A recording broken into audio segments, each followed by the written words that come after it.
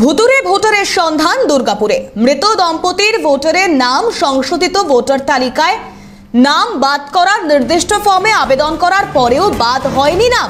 তবে কি ভোট চুরি করতে শাসক দল নাম সরাতে চাইছেন না? ভুতুরে ভোটার সরবে কি করে? লাখ টাকার প্রশ্ন উঠছে।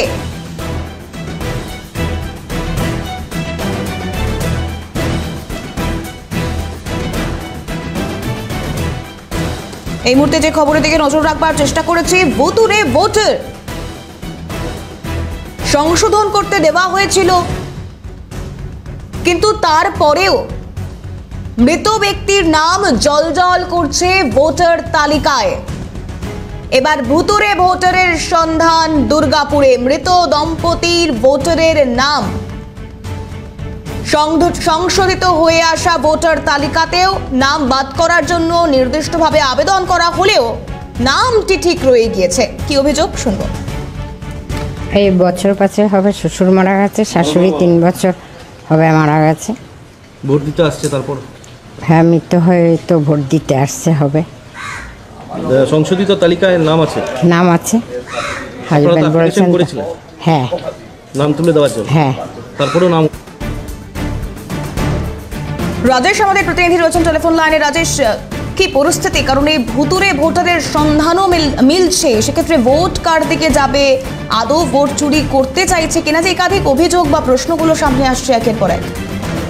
এটি প্রথমেই বলি যে কেন্দ্রীয় বাহিনীর জওয়ানদের কথা বলা হচ্ছে, তারা এসে ভোটকে সুনিশ্চিত করবে। কমিশন বলছে আরো বেশি কড়াভাবে সবকিছু সিসিটিভি লাগানো হবে, এমনকি যে ভোটাররা ভোট দিতে পারবেন না, অর্থাৎ বয়স্ক যারা প্রবীণ ভোটার, তাদের ঘরে ঘরে গিয়ে ভোট নেওয়া হবে। কিন্তু এর মাঝে কিন্তু গোড়াতেই যে গলদ, সেই গলদটা কিন্তু আজকে আমাদের সামনে এলো। সেটা হচ্ছে যে মৃত এক দম্পতি, তাদের নাম তারা আবেদন করেছিলেন, তার পরিবার, যে এই নাম বাদ করে দেওয়া হোক তালিকা থেকে, সংশোধিত তালিকাতে যেন না থাকে। তারপরেও কিন্তু দেখা যাচ্ছে যে এই যে অনিল চৌধুরী এবং তার যে স্ত্রী, তার ভোটার তালিকায় নাম কিন্তু সংশোধিত তালিকায় কিন্তু আবারও কিন্তু জলজল করছে। এবং এই যে ভুতুরে ভোটার, তারা বলছেন পরিবার যে অবাক কাণ্ড করা, যেটা হচ্ছে 2021-এর নির্বাচনের একই ঘটনা ঘটেছে এবং এই যে সামনে নির্বাচন, সেই নির্বাচনে একই ঘটনা ঘটতে চলেছে, অর্থাৎ ভোটদান হবে স্বর্গ থেকে, এরকমটা তারা কটাক্ষ সুরে বলছেন। কিন্তু কার্যত দোষ কার, এই নিয়ে যখন বুথ লেভেল যিনি অফিসার আছেন তাকে যখন আমরা জিজ্ঞেস করি, তিনি উল্টে আমাদেরকে প্রশ্ন করেন যে আপনারা কি জানেন যে কি করে কি করতে হয় না করতে হয়, বলে উনি মোটর বাইক নিয়ে কিন্তু পালিয়ে যান। এখন প্রশ্ন যেটা হচ্ছে যে এই যে ভোটার যারা রয়েছে এবং এই যে 261 নম্বর বুথ, 41 নম্বর ওয়ার্ডে দুর্গাপুরে, এইখানে যে বুথে প্রায় 60 জন এরকম মৃত ভোটার রয়েছে ভোটার তালিকার মধ্যে, এবং সেটা নিয়ে কিন্তু নির্দিষ্ট অভিযোগ হয়েছে 2022 সালে বাংলাদেশের তরফে। কিন্তু তারপরও কেন এখনো পর্যন্ত স্ক্রুটিনি করা গেল না এতদিন সময় পরও?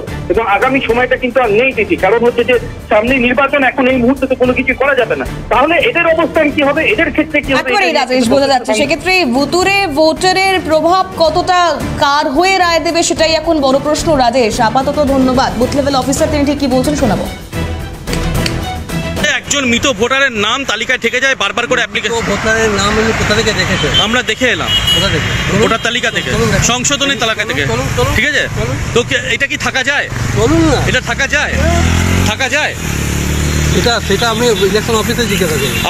আপনি তো বুথ লেভেলের কাজ করছেন। আমি বুথ লেভেলে কাজ করি আর যাই করি। তাহলে আপনি দেখলেন একটা অ্যাপ্লিকেশন করার পরও সেই মৃত ভোটার কি করে তালিকায় থেকে যায় বলুন?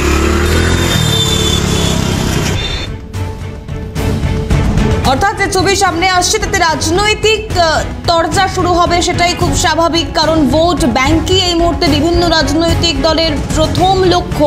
কি বলছেন রাজনৈতিক মহলের নেতৃত্বরা, শুনুন।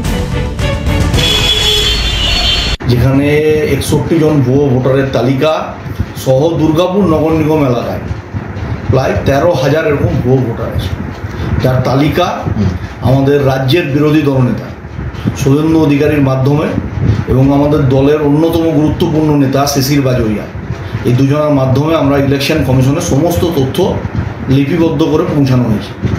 কিন্তু নির্বাচন কমিশন কেন এখনও পদক্ষেপ গ্রহণ করছেন না, এবং যারা যারা এখানে বিএলএর দায়িত্বে আছেন, এলাকায় মৃত ভোটারের সংখ্যাটা হচ্ছে 13,600-র উপরে।